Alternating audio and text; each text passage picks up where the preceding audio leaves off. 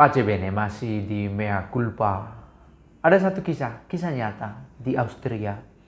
Seorang suster, 70 tahun usianya, diserang oleh seorang pemuda Afgan, seorang migran.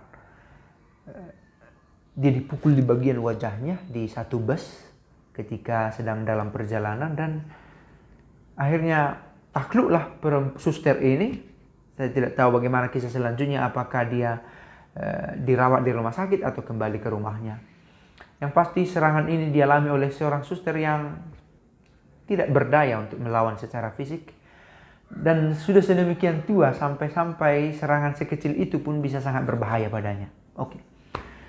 Ini adalah aksi yang dilakukan pasca peristiwa di Prancis.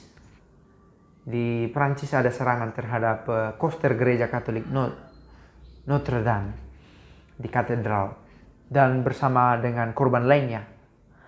Dan peristiwa lain juga ada pendeta ortodoks yang diserang. Nah, kemudian saya berpikir, mengapa yang menjadi objek serangan adalah bagian dari gereja Katolik?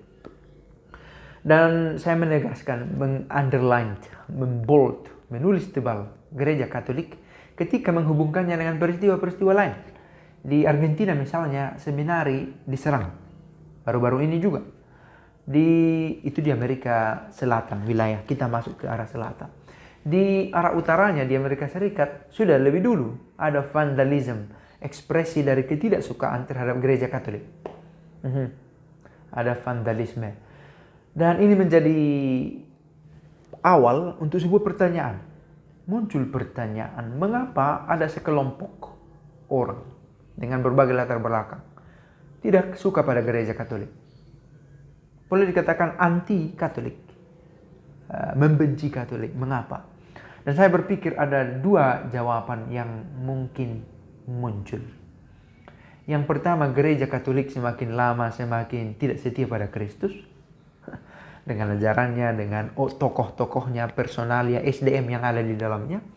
Dan kemungkinan yang kedua adalah bahwa gereja Katolik ternyata sangat setia pada ajaran Kristus sampai-sampai memang kita bukan sahabat dari dunia ini. Sebab Yesus tidak berasal dari dunia ini. Sampai ajaran-ajaran yang dibelanya dibenci oleh orang-orang yang tidak suka pada kekristenan. Nah, akhirnya saya berpikir, apakah mungkin dua hal ini berjalan bersama? Serentak gereja Katolik sedang bobrok, dan di sisi lain gereja Katolik sebenarnya sedang membela ajaran iman sampai akhirnya dibenci orang.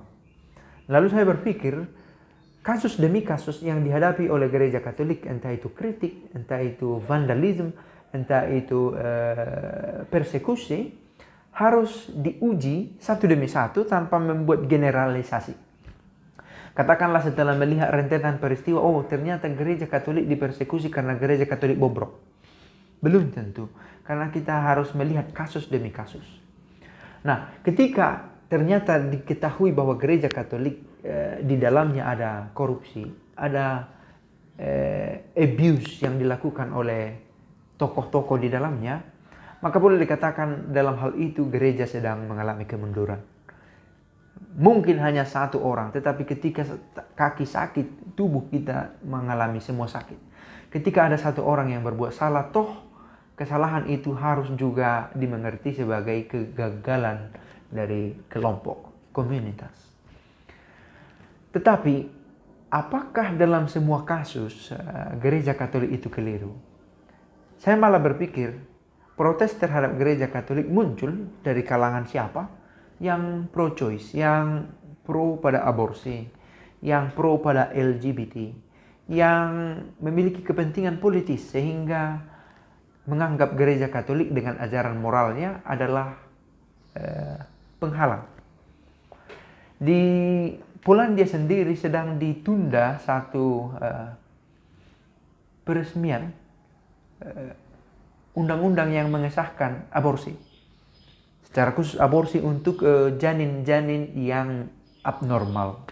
Bagi gereja Katolik, aborsi dalam dirinya adalah keliru. Bahkan ketika dilihat berdasarkan scan bahwa bayi yang ada di dalam kandungan adalah cacat. Tidak ada alasan untuk mengaborsi itu. Karena mengaborsi adalah membunuh dan itu adalah intrinsik malu. Tak seorang pun berhak mengakhiri kehidupan sesamanya secara sengaja. Nah, ajaran moral gereja Katolik ini mengganggu banyak orang, mengganggu banyak organisasi. Termasuk juga LGBT. Gereja Katolik dengan tegas mengatakan hanya perkawinan antara seorang pria dan wanita lah yang dipandang sebagai perkawinan yang resmi karena itu ilahi, natural, dan canonical. Nah, negara-negara yang pro dengan LGBT dan perkawinannya akan merasa terusik, terutama organisasi-organisasi yang langsung bersinggungan dengan itu. Nah, mereka ini yang membuat serangan dan akhirnya mencoba membuat konspirasi-konspirasi. Termasuk negara-negara yang kepentingan politisnya terganggu oleh ajaran-ajaran moral gereja.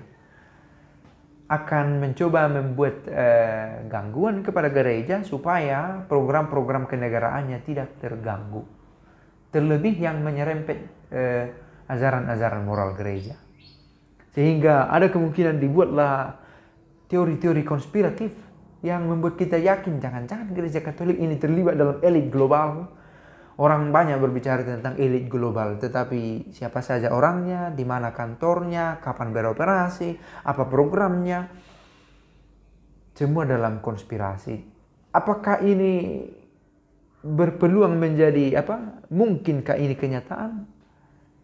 Saya tidak punya data. Tetapi fakta yang paling nyata, lokus teologikus yang paling nyata adalah soal aborsi, soal LGBT, soal kapitalisme yang semakin menekan yang lemah, sehingga cita-cita gereja yang option for the poor berpihak kepada yang lemah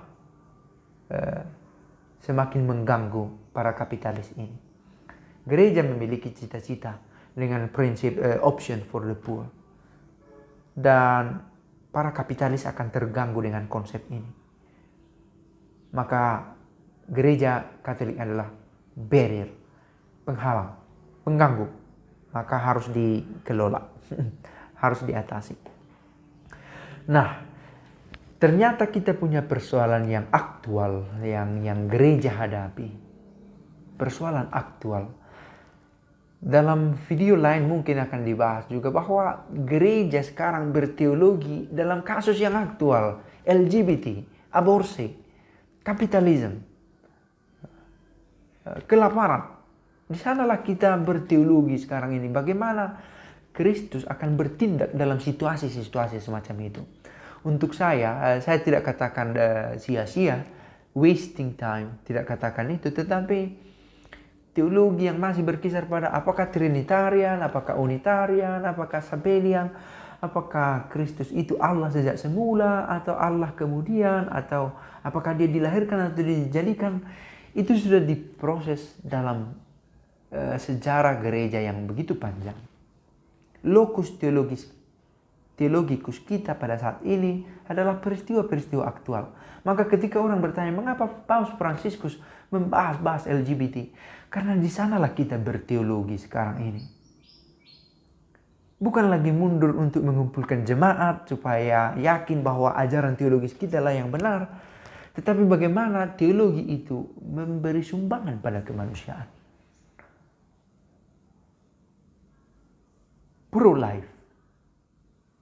Karena Kristus juga membela kehidupan dengan berkata, aku adalah jalan, kebenaran, dan hidup. Kita mencintai kehidupan karena Kristus sendiri membela kehidupan dengan peristiwa bangkitnya. Hidup. Kematian tidak menghentikannya. Nah, yang menjadi persoalan adalah bahwa kita tidak mengembangkan teologi untuk kehidupan. Untuk kemanusiaan kita. Saya pikir ini, ya, pemikiran-pemikiran aktual. Suster tadi adalah seorang suster kontemplatif diduga, tetapi apakah itu kontemplatif aktif? Tidak persis saya tahu.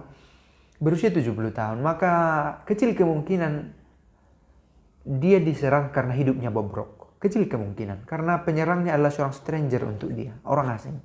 Maka kemungkinan yang paling besar adalah dia diserang karena dia adalah Katolik. Maka saya melihat satu kutipan Matius 5 ayat 11 yang baru saja kita dengar pada hari Minggu yang lalu. Berbahagialah orang yang jika karena aku kamu dianiaya. Jika karena aku kamu dianiaya dan kepadamu difitnahkan segala yang jahat. Karena Kristus. Kepada kita difitnahkan segala yang jahat, dianiaya. Berbahagialah orang seperti itu. Maka saya pikir berbahagialah suster ini yang dia diserang bukan karena kesalahan sendiri, tetapi karena dia adalah Katolik. Sebuah pemikiran, dan semoga gereja tetap setia pada nilai-nilai luhur yang diperjuangkan oleh Kristus sendiri. Pace e bene.